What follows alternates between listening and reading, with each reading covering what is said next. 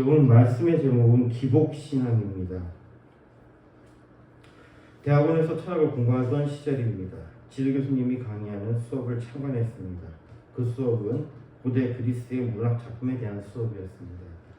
그 전에 여러 가지 다양한 버전의 그리스 신화, 즉 2차 자료를 통해서 작품을 접했다고 하면 여기서는 헬라어 원본을 중심으로 즉 1차 자료를 통해서 작품을 들여다보았습니다. 그리스 문학의 가장 오래된 작품은 호메로스의 일리아드입니다. 이것은 트로이 전쟁을 배경으로 우리가 잘 아는 아킬레우스, 오디세우스 등의 영웅이 등장합니다.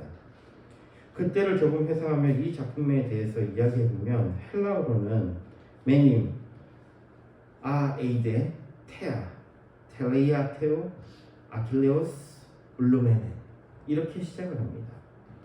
한국어로 번역을 하면요, 노래하라 여신이여, 펠레우스의 아들 아킬레우스의 파괴적인 분노를 정도가 될 것입니다. 우리말에는 노래하라가 먼저 나오는데 헬라어는 메님, 즉 분노라는 단어가 먼저 나옵니다.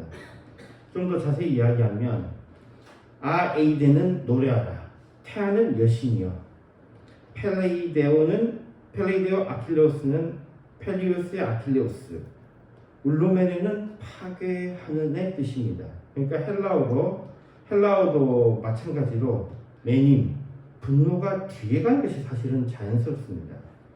다시 말씀드리지만 우리말로 번역해서 분노가 뒤에 가는 것이 아니라 원래 그리스 말도 분노라는 것을 굳이 앞으로 뺀 것은 보통 강조하는 것을 앞에 두는 경향이 있기 때문인데, 그렇다는 것은 이 작품의 주제가 바로 분노이기 때문이라는 설명을 할 수 있습니다. 장황하게 설명한 것은 그리스의 신화는 신의 분노가 그 중심에 있고 인간은 이 신의 분노를 두려워하기에 신의 분노를 진정시키고 또 인간이 감당할 수 없는 신을 호의적인 신으로 대응하기 위해 신에게 제사와 기도를 드리는 구조를 가진 것이라는 것을 말씀드리기 위해서입니다. 그리스인들에게 신은 인간에게 두려운 존재였습니다. 그러기에 그들에게 비는 것은 그들의 분노를 가라앉히는 수준의 것입니다. 즉 고대 그리스인들에게 실제적으로 개인의 복을 비는 일은 없다는 것입니다. 고대 그리스인들은 두려운 자연의 대상들이 신이 됩니다. 일단 그리스어에서 신은 테오스입니다. 이것은 테오라는 동사에서 나온 것인데 이 기본적인 뜻은 달리다라는 뜻입니다. 우리가 두려울 때 도망가는 것과 관련이 있습니다. 그리고 고대 어원학자들과 일본 문헌에서는 겁에 질리다, 떨다라는 뜻으로 이 테오가 쓰입니다. 즉 신이라는 단어는 바로 두려움에서 온 것입니다. 사람들은 번개를 두려워합니다. 그 번개를 신의 이름을 붙인 것이 바로 제우스입니다. 사람들은 바다의 폭풍을 두려워합니다. 그 폭풍에 신의 이름을 붙인 것이 포세이돈입니다. 사람들은 지진과 화산 폭발을 두려워합니다. 이것에 붙인 신의 이름이 하데스입니다. 이런 식으로 그리스의 신들이 만들어져 나갑니다. 그리고 그렇게까지는 두렵지는 않지만 놀라운 것에는 정령, 그리스 말로는 다이몬이라고 합니다. 이 다이몬이라는 이 단어는 다이라는 말이 분배하다, 할당하다는 의미거든요. 바로 여기에서 나온 것입니다. 이것은 인간과 신의 중간에 위치하는 것을 얘기해줍니다. 그리고 이것이 발전된 것 중 하나가 각 개인을 지켜주는 수호신 같은 것입니다. 물론 이 수호신이라는 개념은 후대에 형성된 개념입니다. 고대 그리스인들에게 신은 진노하는 존재이고 두려운 존재입니다.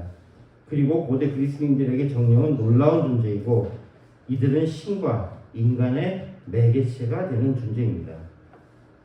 이들의 신앙은 복을 위한 것이 아니라 신의 분노를 피하는 것에 무게를 둔 신앙이었습니다.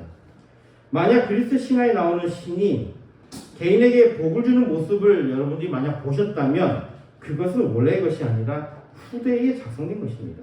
그것도 기독교의 영향을 받은 이유라고 보시면 됩니다. 서론이 장황했습니다. 오늘 우리가 다룰 것은 바로 기복신앙입니다.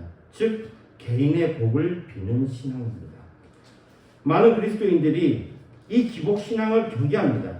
그러나 오히려 반대로 이 기복신앙은, 즉 개인의 복을 비는 종교는 오직 기독교밖에 없었고, 또 복 주시는 분은 오직 한 분 하나님밖에 없다는 것, 참된 축복은 오직 그리스도 안에 있음에 대해서 말씀을 나누려고 합니다. 세계 5대 종교라고 하면 기독교, 이슬람교, 힌두교, 불교, 유대교를 뽑습니다. 그럼 좀 더 줄여서 세계 4대 종교라고 하면 기독교, 이슬람교, 힌두교, 불교입니다. 좀 더 좁혀서 세계 3대 종교라고 하면 기독교, 이슬람교, 힌두교입니다. 이렇게 뽑는 경향이 있습니다. 이 중에서 오늘 주제에 관해서 논의하기 위해서 예수님이 오시기 전, 또 기독교가 널리 전파되기 전에 종교를 다루는 것이 옳을 것입니다. 그렇다면 원시 불교, 원시 힌두교가 여기에 해당할 것입니다. 유대교, 이슬람교는 결론적으로 구약 성경을 기본으로 하고 많은 부분을 기독교와 함께하기 때문에 비슷한 모습을 가지고 있습니다. 따라서 여기서는 다루지 않아도 될 것 같습니다. 그리고 불교는 사실 힌두교에서 나왔고, 힌두교는 사실상 불교를 흡수했으며, 또 불교의 힌두교 버전이 우리나라에 있는, 그리고 중국에 퍼져 있는 대승불교이기 때문에 고대 힌두교를 다루는 것으로 충분할 것 같습니다. 그럼 먼저 힌두교를 봅시다. 고대 힌두교는 브라만교입니다. 브라만교의 최상위는 궁극적 실제, 즉 우주의 근원적인 힘이 브라만입니다. 이 브라만은 우주의 질서를 유지하는 원리이며 모든 것의 근원 원리입니다. 브라만은 초월적이며 무한하고 형상이 없습니다. 사람은 브라만을 직접 볼 수도 다룰 수도 없습니다. 반면에 브라만 밑에 층에는 데바가 있습니다. 이 데바는 인간에게 보이는 신이며 자연과 사회 질서를 담당합니다. 특히 우리의 관심은 초기 종교이니 이때 데바는 브라만의 궁극적 질서를 인간 세계에서 유지하는 역할을 하고, 인간의 제사와 의식을 통해 브라만의 진노나 혼돈을 억제합니다. 즉 데바는 브라만과 인간 사이의 매개자 역할을 하는 신입니다. 참고로 힌두교, 그리고 지금 인도에서 쓰고 있는 그 글자를 데바나가리라고 그러거든요. 데바나가리. 즉 그들이 봤던 언어는 바로 신과 인간을 연결하는 매개체가 되는 겁니다. 각 나라의 언어들은 대부분이 종교의식과 연관되어 있습니다. 대부분이. 특히 한자 같은 경우는, 한자는 전체가 종교의식과 연관되어 있죠. 우리가 알고 있는 한. 이 데바나가리가 그런 겁니다. 이 데바라는 이 신에서 나온 겁니다. 근데 이것이 참 익숙한 구조죠. 앞에서 이야기한 그리스 신화에 나온 것과 동일한 구조입니다. 이에 브라만교를 살피면 초기 브라만교의 기본 개념은 없습니다. 신을 섬기는 것은 인간이 어떻게 할 수 없는 두려운 것들, 이것들의 진노를 진정시키려는 종교였습니다. 그러면 세계 5대 종교라고 하지만 기독교, 이슬람교, 유대교는 어차피 하나이며 힌두교, 불교는 같은 뿌리의 종교이기에 어떻게 보면 세계 종교를 다 다룬 셈입니다. 그러면 중국의 다른 걸 봅시다. 중국의 유교, 도교 같은 다른 교는 어떨까요? 이것들 역시 비슷한 구조를 지닙니다. 인간이 어떻게 할 수 없는 거대한 힘과 그 진노를 피하기 위해 제사가 등장합니다. 그리고 그 제사를 지내는 중간 매개자가 등장합니다. 일본은 어떨까요? 일본도 일본의 정령이나 일본 본래의 신들은 인간의 복에는 전혀 관심이 없습니다. 적어도 지진이 많고 화산 폭발이 많은 일본 사람들은 자연재해를 그냥 무덤덤히 받아들이면서도 이것을 신의 진노로 여기고 그 진노를 진정시키기 위한 기도, 의식, 동양 등의 모습을 보입니다. 그러면 이런 질문을 하게 됩니다. 거의 모든 종교에서 기복적인 요소를 마주하게 되는데 이것은 뭐죠? 간단히 대답할 수 있습니다. 기복신앙은 기독교를 벤치마킹한 것입니다. 쉽게 말해서 뺏긴 겁니다. 힌두교를 봅시다. 그리고 힌두교의 한 지파인 불교를 봅시다. 아마도 많은 사람들은 아까 이야기한 브라만, 브라흐마 외에 비슈누, 시바, 라크슈미, 사라스바티, 가네샤 등 많은 신에 대해서 들었을 것입니다. 그리고 힌두교를 이야기하면 이런 것들도 다뤄야 하지 않을까 생각할 수도 있습니다.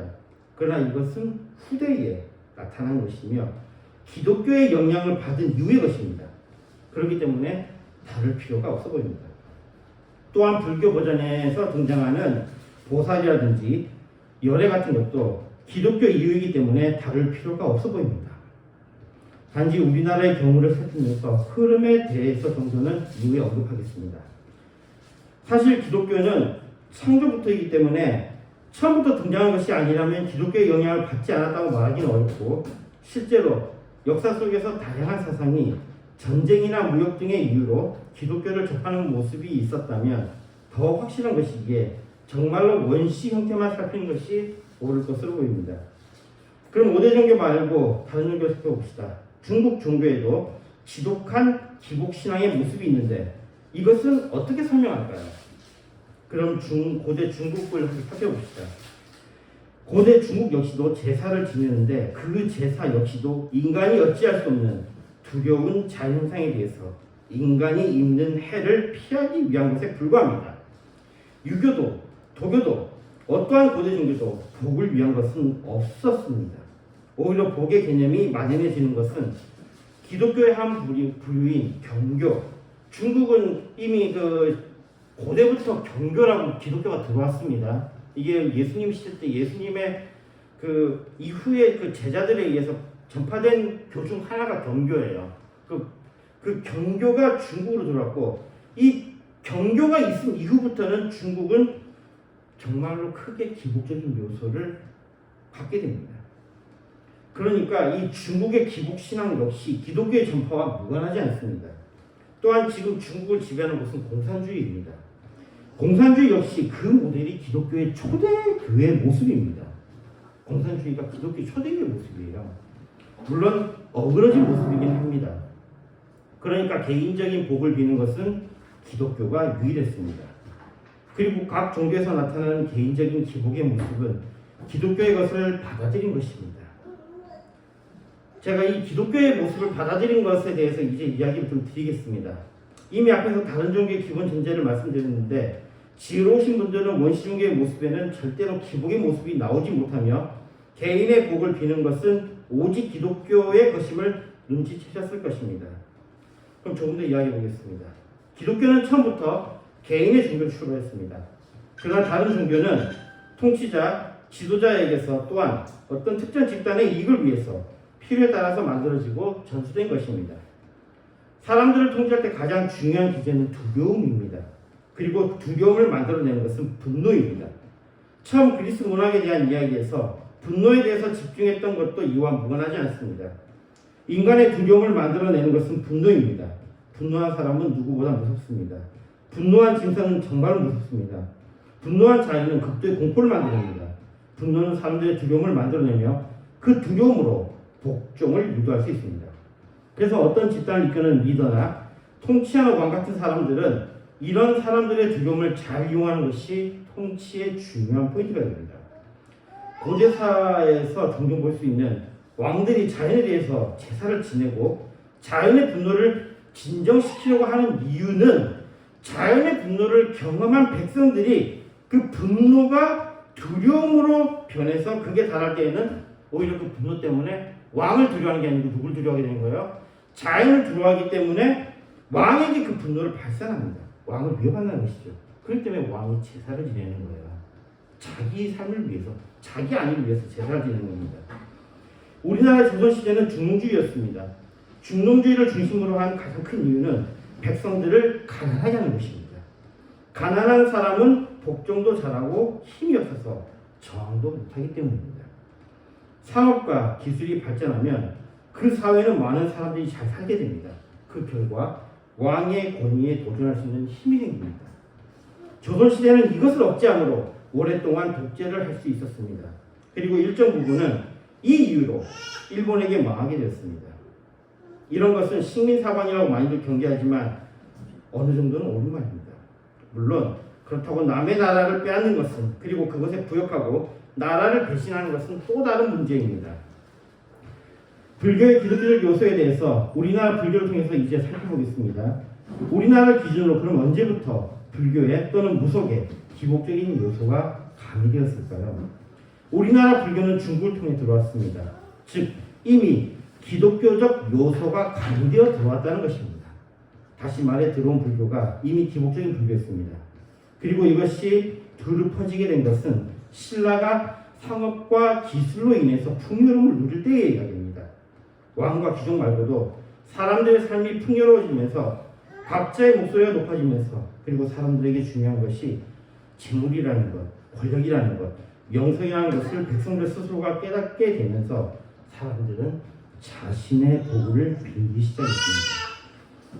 통일신라 시대에는 중요한 인물로 원효가 있습니다. 이 사람은 귀족으로 중국 유학을 위해 중국으로 향하던 중 밤에 자다 목이 말라 불이 불식 중에 마셨던 물이 너무 맛있게 마셨던 그 물이 아침에 일어나 확인해 보니 해골에 고여있던 썩은 물이었다는 것을 알고 중국 유학을 포기하고 형식적 교리보다는 마음의 깨달음, 즉 일심을 중시하는 불교를 정립합니다. 제가 지금 불교, 기독교를 헷갈리는데 이거 잘 들어보시면은 이게 이상하다는 걸 아실 겁니다. 그의 불교는 만법 유심입니다. 모든 것이 어디 있다? 마음에 있다. 그리고 그는 복잡한 불교가 아니라 나무아미탑을 관세음 보살을 외치는 것만으로도 구원을 받는다라는 간단한 교리를 내세웁니다. 잘 보세요. 나무아미탑을 관세음 보살. 이 구조 너무 익숙하지 않습니까? 로마서 10장 13절에 누구든지 주의 이름을 부르는 자는 구원을 얻으리라. 누구든지 주의 이름을 부르는 자는 구원을 얻으리라. 나무아미탑을 관세음 보살. 잘 보세요. 이것은 기독교와 결합 불교입니다. 좀 더 이야기해보겠습니다. 이 나무아미탑을 관세음보살에서 나무아미타불은 산스크리트어를 한자로 발음한 것에 불과합니다. 그러니까 한자로 뜻을 해석할 수는 없다는 말입니다. 그럼 산스크리트어로 한번 봅시다. 하나를 살펴봅시다. 나무라고 되어 있는 이거는요, 원래 나마스. 저기 지금도 인도 가면 나마스떼 이러잖아요. 나마스예요, 나마스. 나마스인데 이게 무슨 의미냐면 의지하다, 복종하다, 존경하다 정도의 말입니다. 불교에서 이것을 번역할 때 아미타 부처에게 귀합니다라고 번역을 해요. 불교에서는. 그런데 사실 나마스는 돌아가다라는 의미가 없습니다. 돌아가다는 귀하다, 돌아가다는 의미가 없어요. 말 그대로 번역하면 아미타 부처와 관세음보살에게 경배, 의지합니다 정도가 될 것입니다. 의지하다라는 말의 의미를 확대하면 내어 맡기다, 의탁하다로 이런 확장을 통해 돌아가다, 의지하다 의미 정도가 뒤로 번역할 수는 있을 것 같습니다. 그런데 저 문장이 많이 익숙하지 않습니까? 잘 보세요. 호세아 6장 1절에 보면요. 오라 우리가 여호와께로 돌아가자. 아까 귀라는 말, 돌아가자. 여호와께서 우리를 찢으셨으나 더러 낫게 하실 것이요 우리를 치셨으나 싸매어 주실 것입니다. 여호와께로 돌아가자. 회개하고 주께로 나아오라. 기독교의 구조와 같습니다. 심지어 아미타불과 관세음보살에 대해서 좀 더 이야기해 보겠습니다. 아미타는 산스크리트어에서 아미타바 부다입니다. 믿다라는 이 말은 측정하다는 의미거든요. 그러면 아가 붙으면 부정이니까 측량할 수 없는 이라는 뜻입니다. 거기에 뒤에 아바가 붙는데요. 아하, 아바. 이것은 무슨 뜻이냐면 이건 빛이에요. 즉 뭐냐면 무한한 빛이라는 뜻입니다. 그리고 이것과 같은 것을 쓰이는 것이 뒤에 아바 말고 아유스라는 말을 또 쓰거든요. 이건 같은 부처라고 이야기를 해요. 실제적으로 불교에서도요. 그러니까 이거를 아유스는 그 생명이거든요. 그러니까 이거는 무한한 생명이라는 뜻이에요. 이게 한자로 쓰면요 되게 다르게 느껴집니다. 한자라면은 무량광불, 그 다음에 무량수불이라고 하는데요. 이거 사실은 우리한테 되게 익숙한 거예요. 이거를 한자로 쓰면 이렇게 들리는데 이걸 한국말로 번역해 볼게요. 즉 산스크리트어를 바로 한국말로 번역하면요, 빛 대신 주, 생명 대신 주라는 겁니다. 그러니까 여기는 아미타바 붓다의 뜻이 우리를 칠 것도 없어요. 똑같은 말이에요. 하나님의 표현입니다. 하나님의 표현이요. 놀랍죠? 다음은 관세음보살입니다. 자, 이거는 관세음보살은 한자로 풀이한 거예요. 앞에 아미타에 대해서 그냥 산스크리트어로 그대로 발음하기 불과하지만 뒤에 관세음보살은 한자로 번역을 했어요. 한자로 번역했는데 원래 산스크리트어는 아발로키 테슈바라입니다. 이 아바라는 말은 아래라는 뜻이거든요. 그러면 로키타는 보다는 뜻이에요. 이슈바라는 주님입니다. 말 그대로 하면요, 세상을 보시는 주님이라는 뜻이에요. 이것을 한자로 해서 뭐라고 하냐면 관, 보다, 세상을 보는, 그리고 음은 듣다예요. 그리고 보살이란 말은 보디사타바인데요. 이 보디는 깨닫다는 뜻이고요. 사바타는 추구하다는 의미입니다. 보살은 깨달음을 추구하는 존재라는 뜻이에요. 근데 여기서 단순하게 수행하는 자가 아니에요. 깨달음을. 이건 뭐냐면 중생을 구제하는 주님을 의미합니다. 이건 지금 실제적으로 이 불교 철학에서 그렇게 이야기를 해요. 중생을 구제하는 주님, 그게 바로 보살이에요. 이러한 구조는 구원을 위해 오신 구세주 예수님과 같은 구조이지 않습니까? 그럼 나무 아미타불 관세음보살을 번역하면요, 그냥 한국말로 번역하면요, 그러니까 우리는 불교에서 하는 거 말고 한국말로 번역하면 무한한 빛과 생명 되시는 분, 그리고 이 세상을 구원하신 분을 예배합니다 뜻이에요. 한국말로 번역하니까 완전히 기독교 버전이죠. 원효가 나무아미타불 관세음보살을 외치면 니네들은 구원을 받는다라고 했어요. 원효가요. 근데 이게 한자로 하니까 우리가 뭔가 달라 보이는데 지금 우리말로 싹 번역을 해보니까 너무 익숙하죠. 원효는 이것만으로도 구원받고 아미타 정토. 아미타 정토라는 게 뭐냐면요, 그 아미타가 뭐예요? 무한한 땅, 뭐예요? 하나님의 왕국. 하나님의 왕국이에요. 즉 천국에 갈 수 있다고 설파했습니다. 그의 작업은 불교를 지식층 중심에서 민중의 삶 속으로 끌어내는 것으로 평가받습니다. 그리고 이러한 것은 통일신라가 그러한 종교를 필요했다는 의미입니다. 이런 방식으로 적어도 한국에 정착한 종교들은 다 하나같이 기독교의 옷을 입게 됩니다. 같은 원리로 세계 다른 종교들도 그 시대의 상황에 따라 기독교의 옷을 입게 됩니다. 정리하면 각각의 종교에서 나타나는 기복적인 모습은 기독교를 접하고 또한 세상의 또는 시대의 상황에 따라서 받아들인 것에 불과하다는 것입니다. 그러므로 개인의 축복이 중심이 되는 종교는 기독교가 유일하다는 결론으로 귀결됩니다. 기독교에서 개인의 축복은 중요합니다.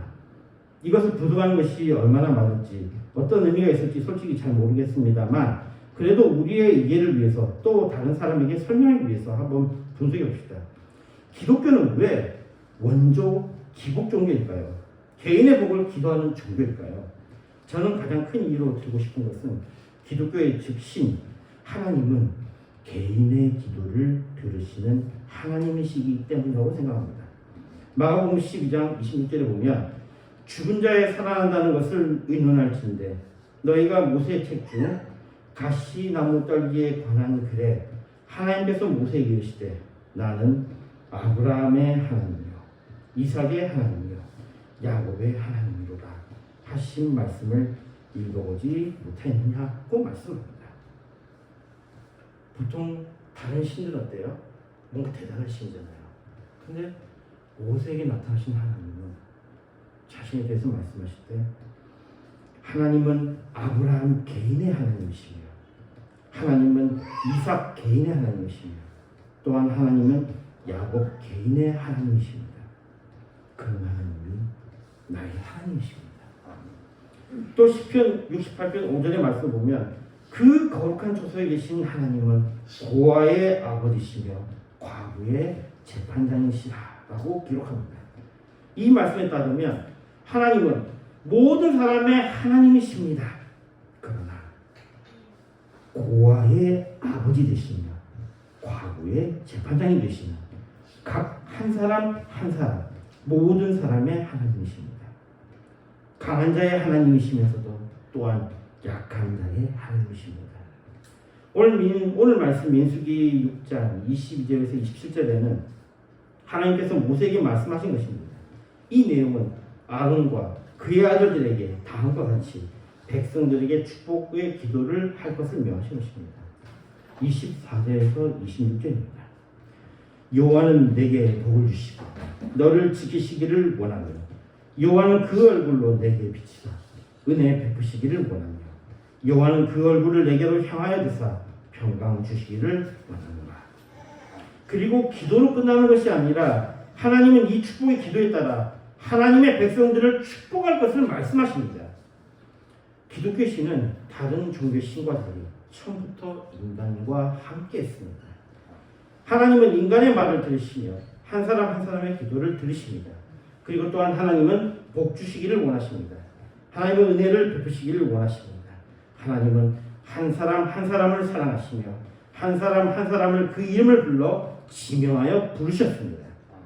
종교개혁을 일으켰던 분들도 그 개혁의 핵심은 하나님의 말씀이었습니다. 사람과 사람 사이에서 뭔가를 하려고 했던 인간, 성직자는 기독교가 다른 것입니다. 베드로전서 2장 9절에 오직 너희는 택하신 족속이요 왕같은 제사장들이요 거룩한 나라요 그의 소유된 백성이니 이는 너희를 어두운 데서 불러내어 그의 기이한 빛에 들어가게 하신 자의 아름다운 덕을 선전하게 하려 하십니다. 그 말씀이 있습니다. 한 사람 한 사람이 제사장이 됩니다. 한 사람 한 사람이 하나님께 예배합니다. 한 사람 한 사람이 기도합니다. 하나님은 그 한 사람 한 사람의 제사를 받으시며 하나님은 그 한 사람 한 사람의 예배를 기뻐하십니다. 하나님은 그 한 사람 한 사람의 기도를 들으시고 응답하십니다.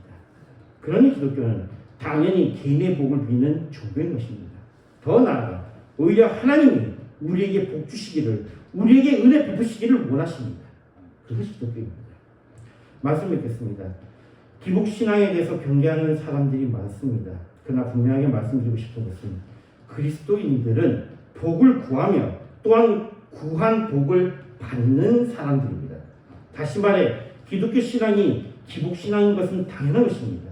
그리고 그 기복신앙은 허황된 것이 아니라 정말로 하나님의 복을 받는 신앙이라는 것입니다. 물론 그리스도인들은 자신의 욕심에 따라 구할 것이 아니라 하나님의 뜻에 따라 구해야 할 것입니다. 여기에 또 의문이 어려움이 생깁니다. 무엇이 하나님의 뜻일까요? 내가 구하는 것이 정말로 하나님의 뜻에 합당한 것일까요? 우리가 죄를 멀리하고 하나님의 사랑과 공의를 선포하며 진리를 따라 살아가는 것, 이것이 하나님께서 원하시는 것입니다. 그런데 정말입니까? 우리는 사실 잘 모릅니다. 또한 우리가 아무리 노력한들 하나님의 크신 뜻과 하나님의 크신 계획을 우리가 알고 우리가 행할 수 있을까요? 칼빈주의에 따르면 전적 타락, 우리는 이미 죄로 인해서 오염된 상황에서 이에 우리는 전적으로 무능하며 전적으로 구원이 필요한 존재입니다. 그런 우리가 어떻게 하나님의 뜻을 온전히 해야 되겠습니까? 전에 설교에서 말씀드렸듯이 우리가 사는 것이 하나님이 원하시는 것이라고 했으니 우리가 열심히 살아가는 것은 하나님의 뜻이 될까요? 아니면 우리가 헌신함으로 주님의 복음을 세상에 전하고 더욱더 하나님의 나라를 확장해 나가는 것이 하나님의 뜻일까요? 좋습니다. 한편으로는 우리가 하나님의 뜻을 알고자 하나님의 말씀을 묵상하며 기도하는 것은 좋은 노력입니다. 또 나아가 그 뜻에 따라 살아가려고 하는 것은 더욱더 좋은 노력입니다.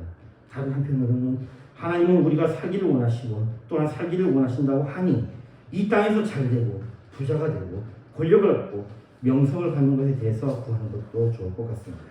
그러나 우리가 잘못해서 우리의 욕심으로 구하면 어떻게 되는 것일까요? 우리의 욕심으로 구하는 것은 하나님의 뜻을 반하는 것이니 참 두려운 일이지 않을까요? 이러한 두려움 때문에 우리는 구하는 것을 자제해야 할까요? 우리는 복을 함부로 빌면 안 되는 걸까요? 야고보서 4장 3절에 구하여도 받지 못하면 정욕으로 쓰려고 잘못 구합니다. 라고 말씀합니다. 참 위로가 되는 말씀입니다. 이 말씀에 따르면 비록 우리가 잘못 구해도 괜찮습니다. 하나님께서 우리의 잘못 구한 것에 대해서 적절히 응답하시기 때문입니다. 오히려 우리에게 필요한 것은 우리가 잘못 구한 것을 얻지 못함으로 인해 낙심하지 말아야 할 것입니다. 응답하시지 않은 것으로 인해 욕심이 더 부풀어 오르지 않게 해야 할 것입니다. 그리고 받지 못함에 감사해야 할 것입니다. 이에 그리스도인이라면 마음껏 복을 비시기 바랍니다. 마음껏 축복하시길 바랍니다. 주님께 구하는 우리가 되길 바랍니다. 복을 비는 그리스도인이 되기를 바랍니다. 기독교의 중심에는 기복신앙이 있습니다. 각자의 소원을 각자가 원하는 것을 하나님께 아뢰길 바랍니다. 아브라함의 하나님, 이삭의 하나님, 야곱의 하나님, 그리고 나의 하나님께 각자의 복을 빌길 바랍니다. 한 걸음 더 나아가 다른 사람을 축복하길 바랍니다. 주님의 귀한 복을 받는 우리가 되기를 바랍니다. 마태복음 6장 34절에 말씀합니다. 너희는 먼저 그의 나라와 그의 의를 구하라. 그리하면 이 모든 것을 너희에게 더하시리라. 주기도 하시겠습니다.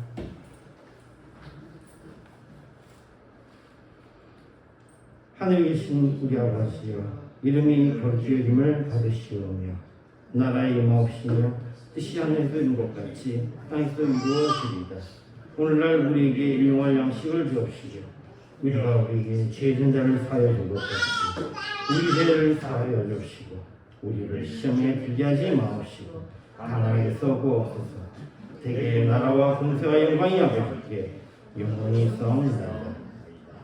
아멘.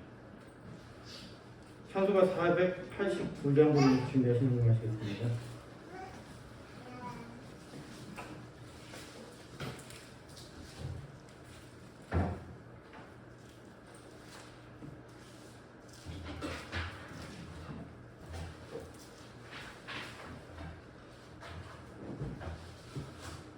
사 489장입니다.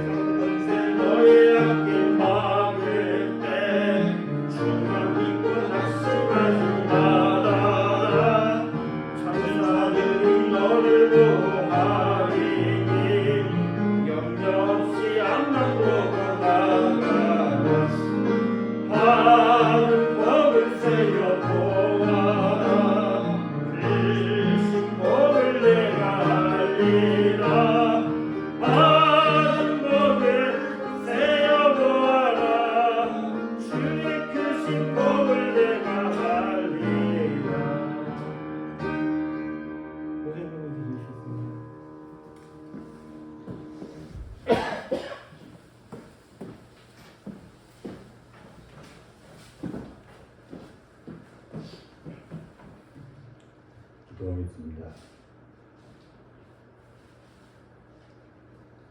밤투 감사드리겠습니다. 하경의 아버님 감사드리겠습니다. 최은영 지사님 감사합니다. 최영화 지사님 감사드리겠습니다. 11조 최은영 11조 최영화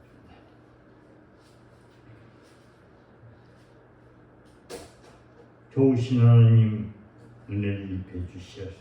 저들에게 예수 구주로 믿게 하시고 그 이름을 전하는 자들에게 하늘의 복을 시정합니다.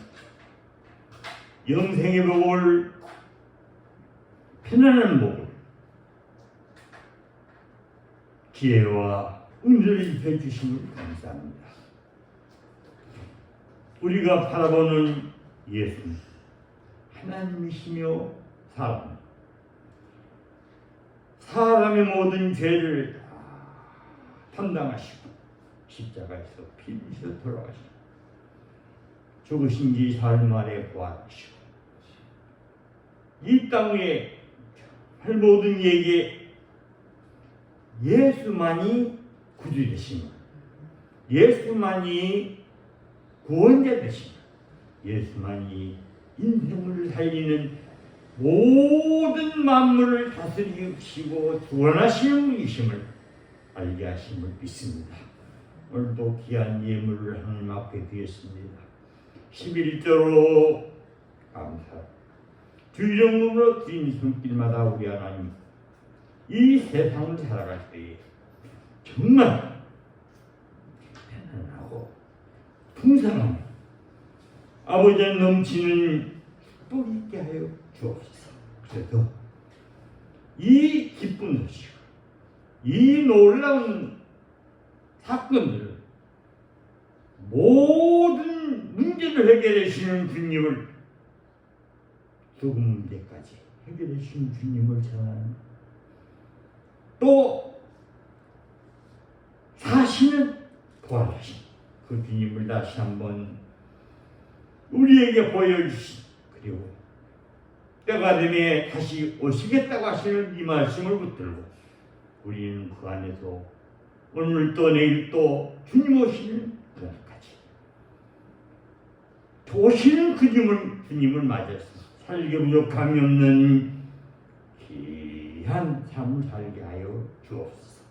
이 예물이 쓰여 있는 곳에 하나님의 나라가 임하게 하시고 주님의 역사가 나타나게 하시고 사람 살리고 영혼 살리고 생명 살리게 하여 주옵소서. 예수님의 이름으로 기도드리옵나이다. 아멘. 찬송가 3장입니다.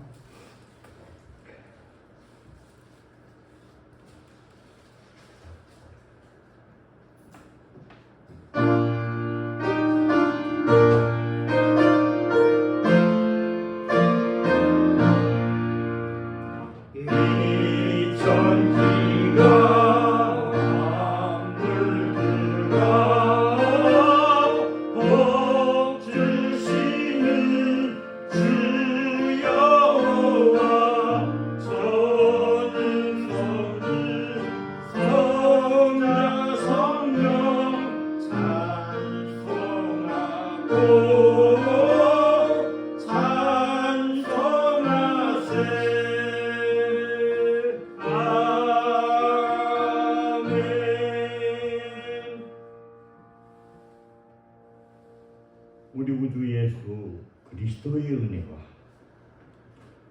그 크신 하나님의 사랑과 성령님의 교통하심, 오늘 예배한 우강교회 모든 성도들 머리 위에와 가정 위에 하는 일이요,